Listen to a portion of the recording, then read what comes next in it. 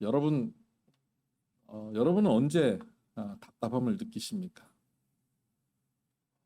몸이 말을 안 들을 때, 수중에 돈이 없을 때, 사람들과 말이 안 통할 때, 뭐 여러 상황 속에서 우리는 답답함을 느끼죠.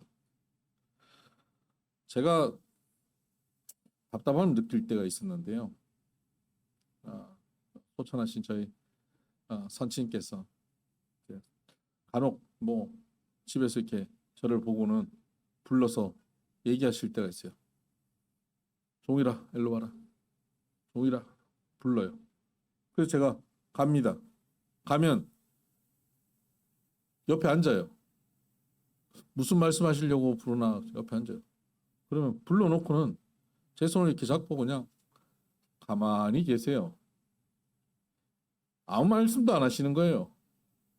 불러놓은 걸 까먹으신 거예요. 답답하더라고요. 불렀으면 뭘 얘기를 하셔야 되는데 제가 계속 이렇게 있다가 말씀 안 하시고 딴 걸 하셔요. 참 답답해요. 근데 더 답답한 상황은 어떤지 아십니까? 제가 누구를 불렀어요. 그 사람이 저를 이렇게 쳐다보는데 제가 할 말을 까먹은 거예요. 할 말이 있었는데 내가 부른 이유가 있는데 뭐 남의 일 같지 않잖아요. 여러분들 그러시죠? 너무 답답해요. 그런데 여러분, 하나님은 이런 법이 없습니다. 우리를 부르시고 나서 부르신 이유를 까먹으신 적이 없습니다. 우리가 문제죠. 하나님이 부르신 이유를 성경에는 분명히 기록하고 있는데도 우리에게 너를 부르신 이유에 대해서 말씀하심에도 불구하고 우리가 그 부르신 이유를 까먹고 살아서 문제지, 하나님은 우리를 부르신 이유, 목적 한 번도 잊어버린 적 없으십니다. 우리는 그 목적, 부르심의 이유를 까먹고는 우연히 우리가 이 땅에 태어나서 생존하고 산다라고 착각하고 사는 겁니다. 그래서 우연히 태어난 사람의 모습은 어떠냐면, 우연히 태어났으니까 우연히 사라지지 않도록 열심히 생존하려고 하지 않겠습니까? 그래서 하나님의 부르심의 목적을 모르고 사는 사람은 목숨 부지가 인생 최대의 목적이에요. 그리고 목숨을 부지할 뿐만 아니라 그것을 편안하게 안전하게 부지하기 위해 살려고 하는 것입니다. 그래서 다른 사람들과 경쟁하고 싸워서 이겨서 살아남으려고 하는 것이죠. 더 편하게 살아남기 위해서 이기려고 합니다. 이것이 세상의 가치관이죠. 약육강식의 사회, 무한 경쟁의 사회. 우리가 살고 있는 이 사회가 이런 가치관을 갖고 있다고 하는 것은 하나님이 우리를 부르신 목적을 잊어버렸기 때문에 그렇습니다. 우연히 이 땅에 태어났고 우연히 살아가고 생존하기 위해 살기 때문에 우리는 이런 가치관을 가지고 이 사회를 만들어가고 있습니다. 여러분, 우리는 우연히 존재하는 자가 아닙니다. 우리는 하나님이 계획하시고 하나님이 부르셔서 이 땅에 2023년 지금 이 자리에 우리가 존재하고 있는 것입니다. 하나님이 우리를 존재케 하신 부르심의 목적, 그게 뭘까요? 지난주에 그 첫 번째 목적, 대표적인 목적을 우리는 살펴봤습니다. 하나님께서는 우리를 창조하셨을 때 내 노래를 부르라고 창조하셨다 그랬습니다. 찬양하게 하려고, 찬송하게끔 우리를 창조하셨습니다. 그래서 우리는 하나님께 찬송하는 존재여야 하는 겁니다. 오늘 본문은 두 번째의 하나님 부르심 목적을 보여주고 있습니다. 8절을 보십시다. 마지막으로 말하노니 너희가 다 마음을 같이하여 동정하며 형제를 사랑하며 불쌍히 여기며 겸손하며 악을 악으로 욕을 욕으로 갚지 말고 서로 마음을 같이하고 서로 공감해주고 사랑하고 불쌍히 여기고 겸손하게, 악을, 나를 힘들게 하는 사람을 같이 힘들게 하고 욕하고 이겨먹으려 하지 말고 어떻게 해요? 도리어 복을 빌라. 도리어 복을 빈다. 복을 빈다를 우리 한자로 바꾸면 축복입니다. 축복하라는 겁니다. 이를 위하여 너희가 부르심을 받았으니. 여러분, 우리를 부르신 하나님의 부르심의 목적이 거기 나와 있습니다. 이를 위하여 부르셨다는 거예요. 뭐 하라고요? 복 빌라고요. 주변 사람들을 향해서 축복하라고 우리는 부르심을 받았다는 것입니다.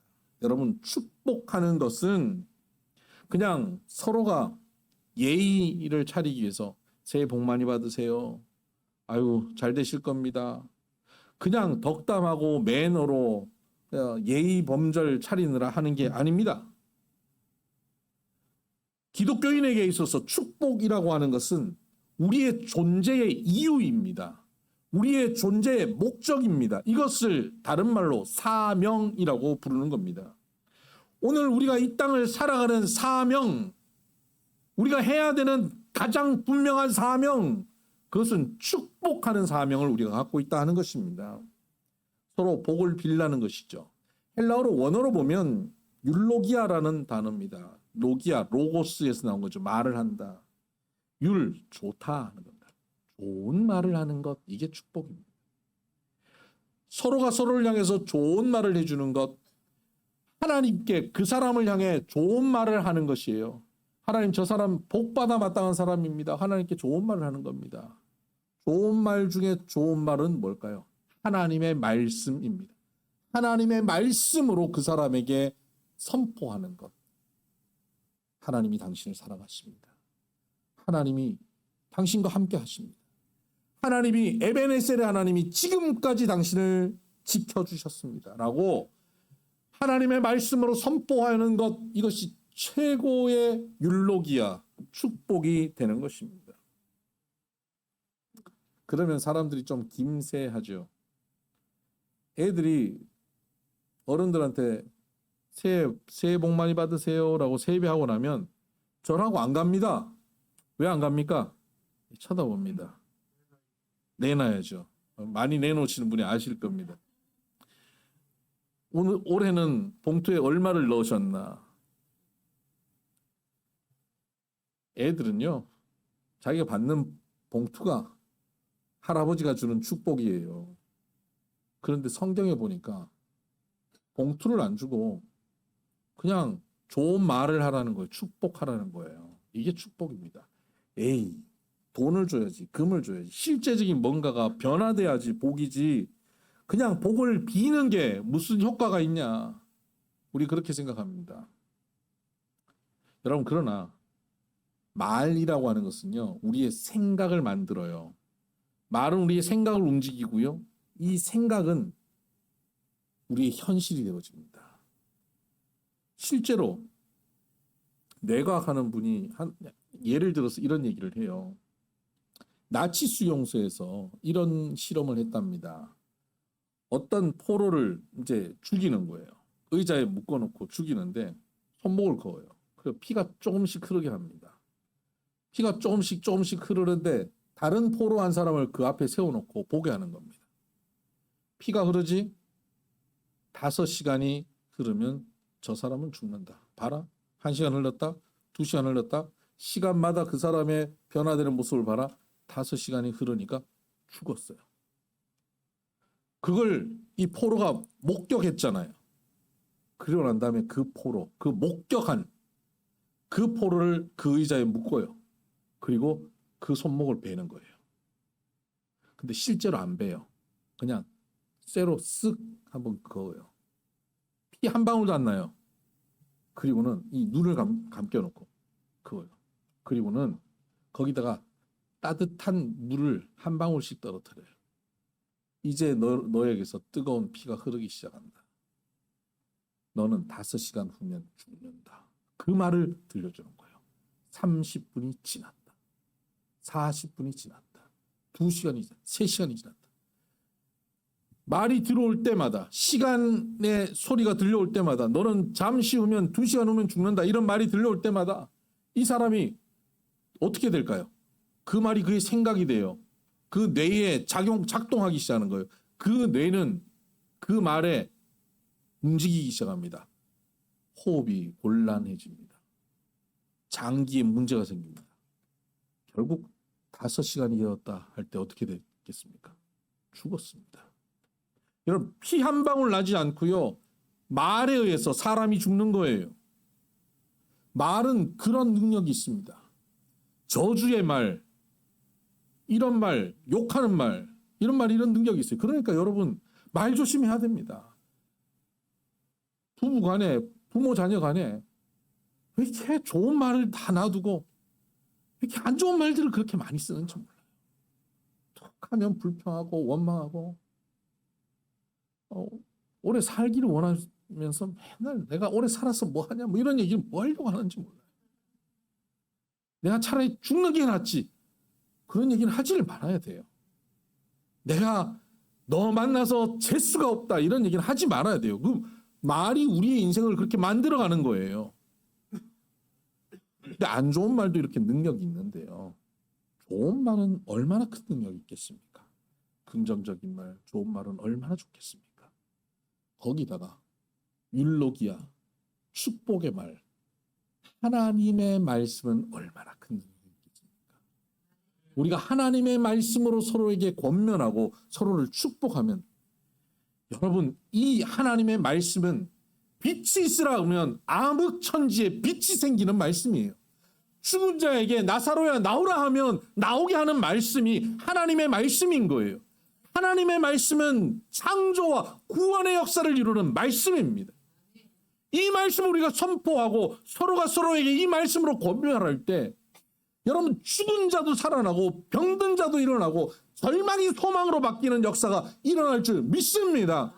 여러분 오늘 이 강단에서 선포되는 이 말씀이 저와 여러분에게 주신 하나님의 말씀이고 우리를 살리는 말씀임을 믿으시길 바랍니다. 이것이 축복의 말인 거예요. 이 말이 우리를 살리는 겁니다. 아멘. 여러분 우리가 이 말씀으로 누군가를 축복합니다. 자녀들을 축복합니다. 이웃들을 축복합니다. 여러분 사업체 가서 축복하는 거예요. 네가 불 가운데 가도 불이 너를 사르지 못하고 물 가운데 갈지라도 물이 너를 엄물지 못할 것이다. 축복하는 거예요. 그 말씀이 승리하게 하는 말씀입니다. 너 혼자 가는 것이 아니라 여호와 하나님께서 너와 함께 하시리라. 영원토록 함께 하신다라고 선포할 때 그 하나님의 말씀이 그에게 그대로 나타나는 겁니다. 없는 중에 있는 것 같이 불러내신 하나님의 약속의 말씀이 지금 사업을 시작하는 여러분에게 일어나기를 바랍니다. 라고 선포할 때 이 말씀이 기적을 이루는 말씀이 되는 줄 믿습니다. 여러분 말씀은 그냥 말만 해가지고 무슨 효과가 있나? 아니요. 말이 효과가 있어요. 말씀이 변화예요. 말씀이 근원이에요. 돈이요. 이따 없어지는 게 돈이에요. 하나님의 말씀은 한번 선포된 말씀은 과거, 현재, 미래 역사를 이루는 말씀이 되는 줄 믿습니다. 온 우주 만물을 만드신 역사는 바로 하나님의 말씀 가운데 있는 겁니다. 그래서 이 말씀을 그저 한 귀로 듣고 한 귀로 흘리는 것이 아니라 그 포로가 정말 5시간 후면 나는 죽겠다라고 그 저주의 말을 믿은 것처럼 이 하나님의 말씀, 생명의 말씀을 내가 그 포로가 저주의 말을 믿은 것 이상으로 우리가 그 말씀을 믿으면 하나님의 말씀을 믿으면 그리고 그 말씀을 받아들이고 그 말씀이 오늘 내 뇌를 자극하고 그 말씀이 오늘 내 마음을 주장하면 하나님의 복은 실제가 되는 줄 믿습니다. 여러분과 저는 바로 이 축복을 선포해야 하는 사명을 가진 자예요. 그런데 어떤 분들은 그렇게 얘기합니다. 축복이요. 그것도 뭐 여유가 있어야 축복하고 살죠. 남들보다 보잘것없고 남들보다 가진 것 없고 남들보다 힘없고 남들보다 초라한 내가 누구를 축복한다는 게 말이 됩니까? 말이 안 되죠. 그런데 여러분 성경에 축복의 사람 그러면 제일 먼저 손꼽을 수 있는 사람이 누구냐면요. 야곱입니다. 창세기는 야곱. 야곱은 어느 정도로 축복을 했냐면 이집트의 바로왕 있잖아요. 그 당시에 바로왕은 사람들은 저 왕은 사람이 아니다라고 생각했어요. 그는 신이라고 생각하는 존재예요. 그 바로왕 앞에 갑니다. 그것도 그냥 뭐 외교 사절단으로 간 게 아니에요. 그 지역에 가뭄이 들어서 먹을 게 없어가지고 바로에게 찾아온 거예요. 구걸하러 찾아온 거예요. 도움을 얻으러 온 거 아닙니까? 이민 온 거예요. 그럼 바로가 이 야곱을 보면서 축복해줘야죠. 그래, 고생했는데 여기서 잘 살길 바란다. 너를 내가 많이 도와주마. 바로가 축복하는 게 맞지 않습니까? 그런데 바로를 딱 만난 야곱이 바로를 향해서 축복하였더라. 이렇게 기록되어 있습니다. 바로가 너무 기가 막혀서 네가 올해 몇 살이냐 이렇게 물어요. 여러분, 야곱은 없는 중에 축복하는 사람이에요. 여러분, 가진 것 있고 지위 있고 능력이 있을 때 누군가에게 베풀고 나누고 복을 주면요, 그것도 귀한 겁니다. 뭐 성도님들 그런 얘기 하는 분들 계세요. 내가 지금은 여유가 없어서 못 돕고 여유가 없어서 남을 돌아보지 못하고 사는데 이거 좀 잘 되면 그때는 내가 이렇게 하겠습니다. 아니요, 없을 때 하는 거예요. 잘 되어서 하는 것. 가진 것 많고 여유 있을 때 하면 어떻게 되는지 아십니까? 그 베푼 게 내가 베푼 게 되는 거예요.